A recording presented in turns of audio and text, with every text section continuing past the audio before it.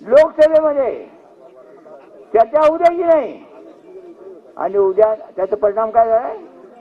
अमेरिकेमध्ये नवा अध्यक्ष येतोय, त्यांनी जाहीर केलं की इथून पुढे भारतीय माल जो तिकडे जाईल त्याच्यावरती जकात वाढवली जाईल. इकडचे सगळे भांडवलदार हादरलेत, त्यांच्या शेअरची किंमत ढासळली आहे. कोण बोलतो तिकडे?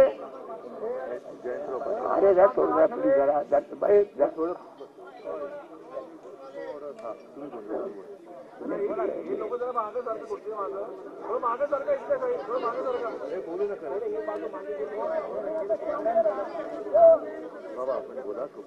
नाही असू द्या. नाही मला ते काय थोडा डिस्टर्बन्स होतं हे वाटतं. पुढे याची घाई करू नका, ऐका ना, ऐकायचं काम करा. इथं तर पुढे चाललं पाहिजे काय तर जाऊ द्या. आता पंतप्रधान तुम्हाला मला विचारायचं आहे, माझी शंका अदानीबद्दल आहे आणि लोकशाहीतला मतदार म्हणून शंका व्यक्त करणं हा माझा हक्क आहे. तुम्ही बदल राहणार नाही. तुम्ही माझा आवाज होता कामा नये. तुम्ही उत्तर देणार नाही. लोकसभेमध्ये त्या प्रश्नावर चर्चा, अदानी प्रश्नावर चर्चा बंद का बाबा?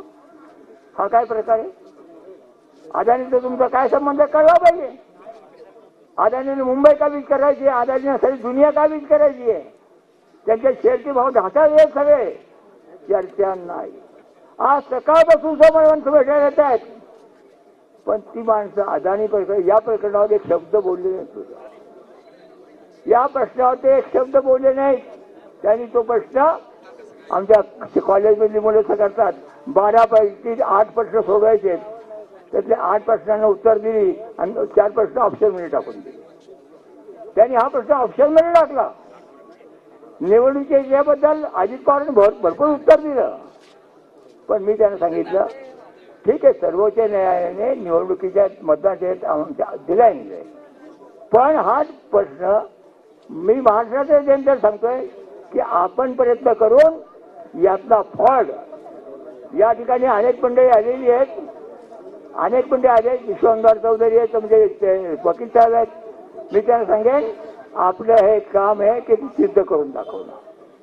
विरोधी पक्षांची जबाबदारी आहे, दुसरा आरोप नका करू. राज्यावर लगी पाठिंबा असं ते जे म्हणतात त्यांना भाव मिळतो. आपण ते काम करूया, ते काम करूया.